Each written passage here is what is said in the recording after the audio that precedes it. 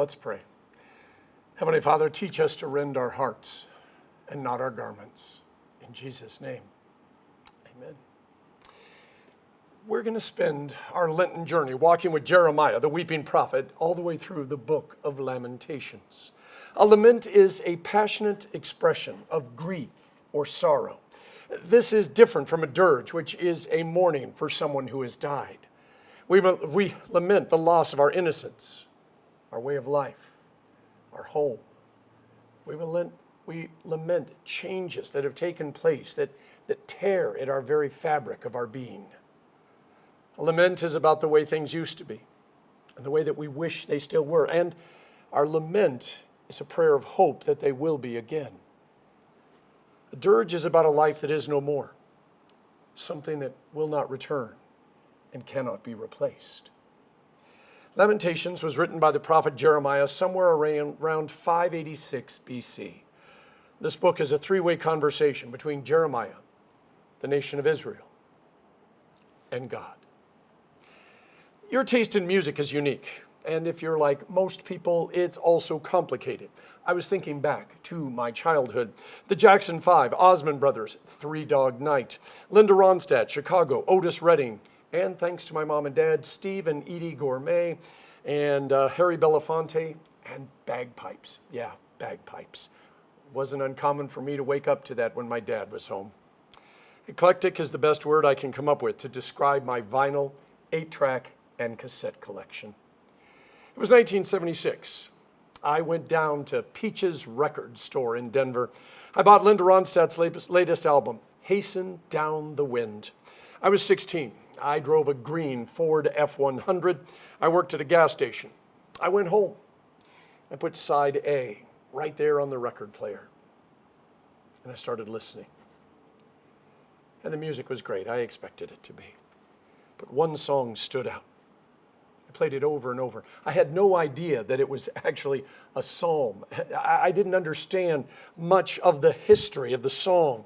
It was the tight harmonies, the crispness of the lyrics that caught my ear and wouldn't let go.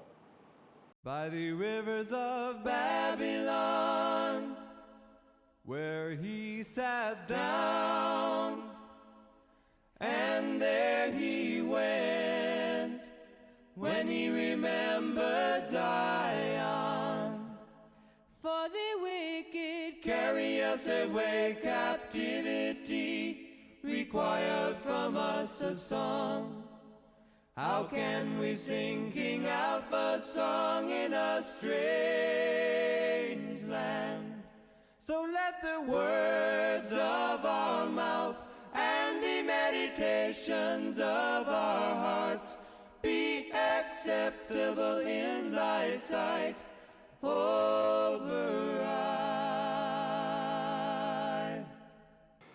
What hymn always catches your soul? For Nancy and I, Lift High the Cross has been sung at just about every major event in our lives since we got married. Some of those events were joyous, like our wedding. Some weren't, like when we buried our parents. Music brings out a range of emotions. It might cause us to get up and dance, or for us Lutherans, wiggle a toe under the table where nobody can see us. We might find ourselves lost in a painful memory. We might be suddenly caught up in a range of emotions we can't even understand, let alone explain. Or we just might start making a grocery list if the song is either unsingable or one that we really don't care about. There are very few places where public singing happens these days. Concerts have super fans where they know every single lyric that band has ever sung. Baseball games have seventh inning stretch. Would take me out to the ball game unless you're at Fenway Park, where it is, of course, Sweet Caroline. Other than that, churches are about the only place where songs get sung in a group. In the reading from Joel, everyone is called to return to God, who is gracious and merciful, slow to anger, and abounding in steadfast love. And then Joel goes on, he says, rend your hearts and not your garments.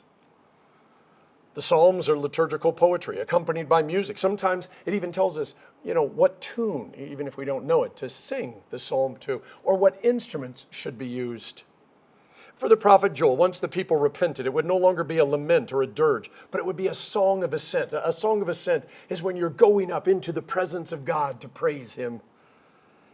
It wouldn't have been a toe tapper, but it would have gone straight to their heart, and it would have brought their emotions from the inside to the outside. In 2 Corinthians, St. Paul lists the suffering that he and other disciples had endured. Now, if you don't know St. Paul's story and the fact that he's an overachiever and spends a lot of time talking about how if he's going to boast, he's only going to boast about the things that God has done in and through him, which sounds a lot like boasting, you might also think that, well, it's just a little too prideful to discuss all the suffering that he's suffered through. But to fully understand what St. Paul is doing, you have to know that he's drawing a picture of how God shows up in the darkest places of your life when you think there's no hope. Paul isn't challenging us to a contest of who suffered the most, but instead, he's getting us to see that even superstar apostles suffer and need to be rescued by God.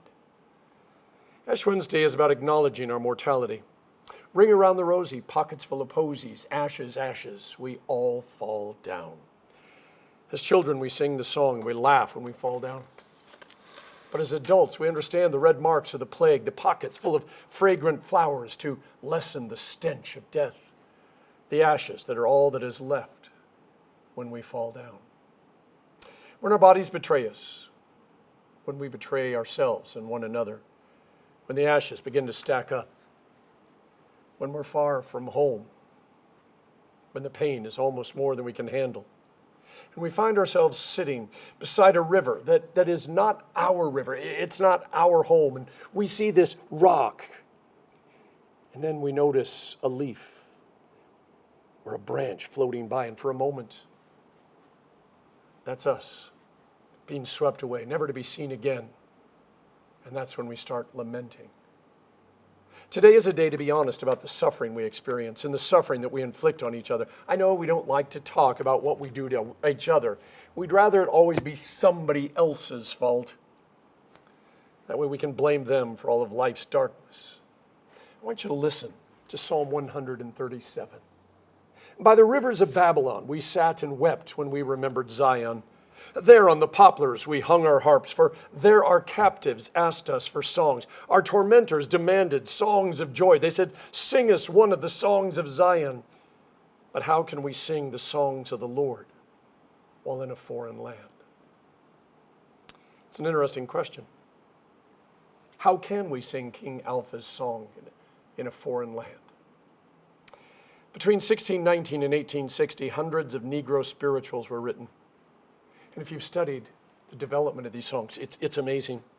As the slaves were introduced to Christianity, they embraced the story of Moses, the escape from Egypt, the Babylonian captivity, and the eventual return to Jerusalem. They found a champion in Jesus.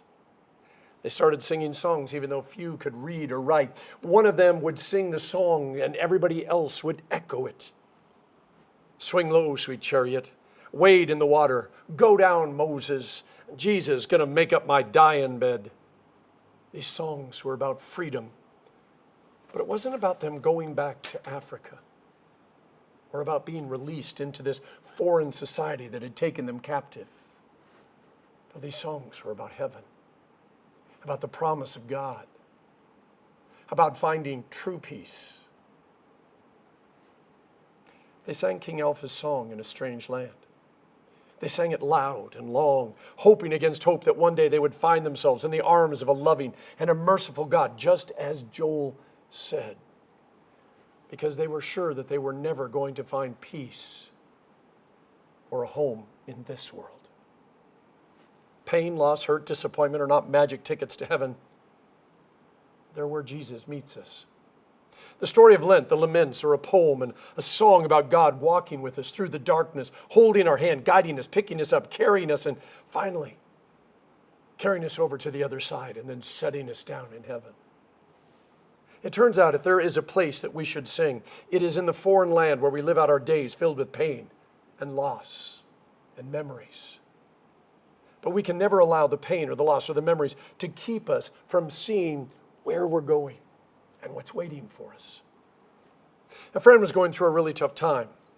And as we were saying our alohas, He said, well, everything happens for a reason. And he's right, and understood in the best context. He was even theologically correct.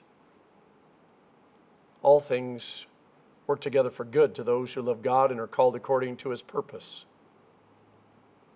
It's St. Paul's way of reminding us that the reason that all things happen is sin, either ours or somebody else's. The people Jeremiah is writing to in Babylon are there because the nation abandoned God. The nation of Israel is paying the price for their sin. We'll get deeper into it over the next few weeks, but here's the thing. We're paying the price of our sin and the sin of our family and our neighbors and community and the strangers we've never met. Everything happens for a reason, and our reason is sin. I get that we don't like it, and it's possible that we're not as guilty as others, but we are guilty. And that's what this day is all about. Sitting by the river, refusing to sing while we wait for God to fix things, isn't going to help us.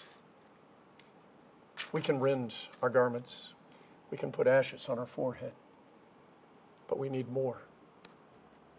Today is a day of penitence, a day to be honest about who we are as fragile, mortal beings. We lament the condition of our world and our own condition. We think about the sins which brought us to where we are today. And I'll go first. I'm sorry for all the things that I've ever said that may have hurt or offended you. I'm sorry for not always being the pastor that you needed. Hebrews 5 says the pastor has to first confess his sins and receive God's forgiveness before he can hear the confessions of others and speak to them God's word of forgiveness. There's a very tiny speck of light in all of this darkness. There is a muted echo of the word alleluia wafting in the wind. Yeah, I know we're not supposed to say the word, but I want you to know that it's out there. There's a smell of incense as our prayers rise to God. There is still the promise of our laments turning into songs of joy. St. Paul challenges us to sing. Our songs will be sorrowful, yet always rejoicing. Songs of hope, laments that allow us to mourn, yet look to the heavens for our salvation. The ashes on our forehead are the ashes of our mortality and suffering and the death that sin brings upon all beings. But the ashes are also the promise that sin, death, and Satan do not and will never have the final word for those who believe.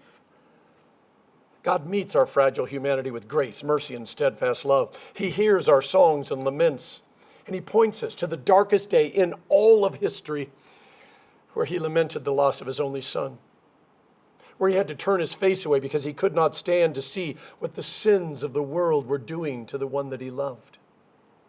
He heard the laments of his son, and he could not answer him until death had been defeated, Satan had been conquered, and hope had been restored. Then God bellowed so loudly the stone was rolled away from the grave, and life came forth. Instead of Ring Around the Rosy tonight, it's far more fitting to speak the words of the Book of Common Prayer from 1549. For as much as it hath pleased Almighty God of his great mercy to take unto himself the soul of our dear brother or sister here departed, we therefore commit their body to the ground, earth to earth, ashes to ashes, in the sure and the certain hope of the resurrection to eternal life through our Lord Jesus Christ. It's the in-between time, the waiting time that's the hardest. But we can and will sing until the waiting is over. And the laments have turned into songs of praise. In the name of the Father, and of the Son, and of the Holy Spirit. Amen.